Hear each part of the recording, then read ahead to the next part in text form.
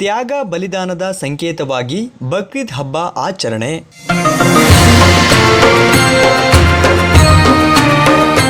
ತ್ಯಾಗ ಬಲಿದಾನದ ಸಂಕೇತವಾದ ಬಕ್ರೀದ್ ಹಬ್ಬವನ್ನು ಮುಸ್ಲಿಮರು ಶ್ರದ್ಧಾಭಕ್ತಿಯಿಂದ ಸರಳವಾಗಿ ಆಚರಿಸಿದರು. ಮಸೀದಿಗಳಲ್ಲಿ ಮುಸಲ್ಮಾನರು ಪ್ರಾರ್ಥನೆ ಸಲ್ಲಿಸಿ ಭಕ್ತಿಭಾವ ಮೆರೆದರು.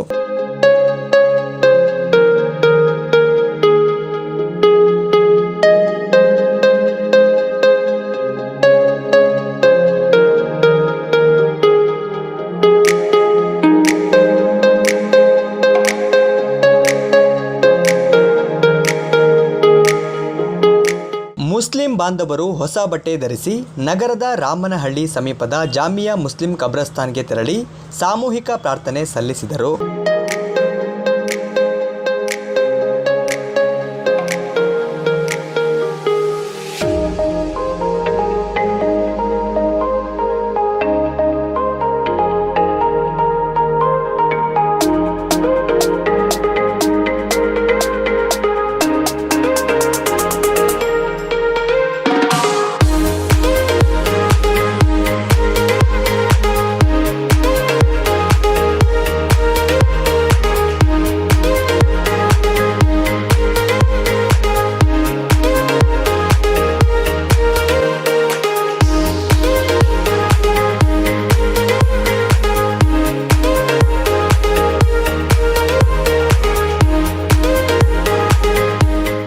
ನಮಾಜ್ ಬಳಿಕ ಎಲ್ಲರೂ ಒಬ್ಬರನ್ನೊಬ್ಬರು ಪರಸ್ಪರ ಆಲಿಂಗಿಸಿ ಬಕ್ರೀದ್ ಹಬ್ಬದ ಶುಭಾಶಯಗಳನ್ನು ವಿನಿಮಯ ಮಾಡಿಕೊಂಡರು.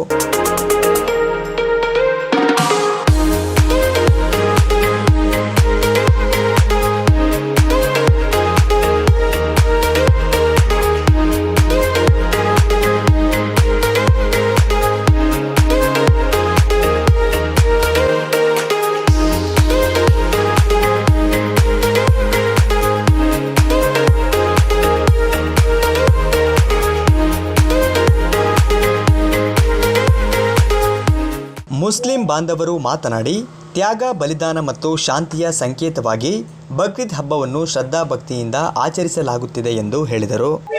ನಾಡಿನ ಸಮಸ್ತ ಮುಸ್ಲಿಂ ಬಾಂಧವರಿಗೂ ಮತ್ತು ನಾಡಿನ ಎಲ್ಲ ಜನರಿಗೆ ಬಕ್ರೀದ್ ಹಬ್ಬದ ಹಾರ್ದಿಕ ಶುಭಾಶಯಗಳು.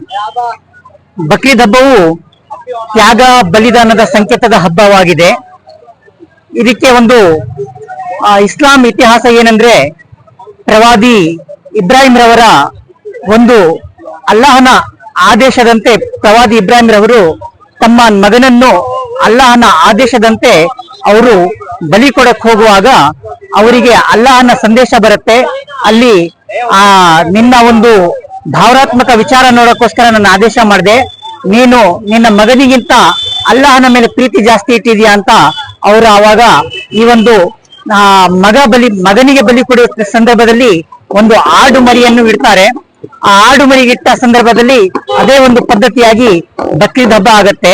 ನಾವು ಈದ್ಗಾಯಿಂದ ನಮಾಜಿ ಮಾಡಿಕೊಂಡು ಇಲ್ಲಿ ಪದ್ಧತಿ ಹಳೆ ಮುಂಚೆಯಿಂದಾನು ನಮ್ಮ ತಾತ ಮುತ್ತಾದ ಕಾಲದಿಂದಾನು ಇಲ್ಲಿಗೆ ಬಂದು ಅಲ್ಲಿ ಈಗ ತೀರೋಗಿರ್ತಾರಲ್ಲ, ಹಿರಿಯರು ತೀರೋಗಿರ್ತಾರಲ್ಲ, ಅವರಿಗೆಲ್ಲ ಏನು ಗೊತ್ತಾ, ಅವ್ರ ಬಗ್ಗೆ ಏನಾದರೂ ಓದಿ ಅವರಿಗೆ ತಲುಪಲಿ ಅಂತ ಅವರು ಇದು ಮಾಡಲಿ ಅಂತ ಹೇಳೋದು, ಪ್ರೇಯರ್ ಮಾಡೋದು ಬರೋದು. ಬಕ್ರೀದ್ ಹಬ್ಬ ಅಂತೇಳಿ ಇದು ವರ್ಷಕ್ಕೊಂದ್ಸರಿ ಹಜ್ಜಿಗೆ ಹೋಗ್ತಾರಲ್ಲ, ಅಲ್ಲಿ ಹಜ್ಜ ಆಗುತ್ತೆ. ಇಲ್ಲಿ ಎಲ್ಲರೂ ಇಬ್ರಾಹಿಂ ಖಲೀಲ್ ಅವರ ತ್ಯಾಗ ಬಲಿದಾನ ಬಗ್ಗೆ ಇಲ್ಲಿ ಹಬ್ಬ ಮಾಡ್ತಾರೆ ಎಲ್ಲ ಇಡೀ ದೇಶದಲ್ಲಿ.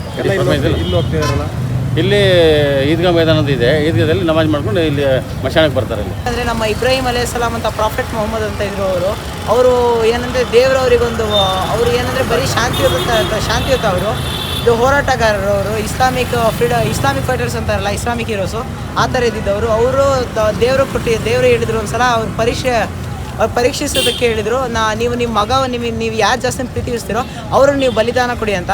ಅದಕ್ಕೆ ಅವರು ತನ್ನ ಸ್ವಂತ ಮಗಕ್ಕೋಸ್ಕರನೇ ಅವ್ರು ಬಲಿದಾನ ಕೊಡೋಕೆ ಹೋಗಿದ್ರು. ಆದರೆ ದೇವರು ಎಷ್ಟು ದೊಡ್ಡವರು ಇರ್ಬೋದು, ನೀವು ಬಲಿದಾನ ಕೊಟ್ಟಿರಲ್ಲ, ನೀವು ಬರೀ ನಾನು ನಿಮಗೆ ಪರಿಶ್ರಮಿಸ್ತಿದ್ದೆ ಮೊಹಮ್ಮದ್, ನೀವು ಈ ಥರ ಮಾಡೋಕೆ ಹೋಗ್ಬಿಡಿ ಅಂತ ಹೇಳಿ ಆ ಕ್ಷಣದಲ್ಲಿ ಅವ್ರ ಮಗನ ಸೈಡಿಗೆ ತೆಗೆದು ಅಲ್ಲಿ ಒಂದು ಕುರಿ ಬಂದುಬಿಡ್ತು.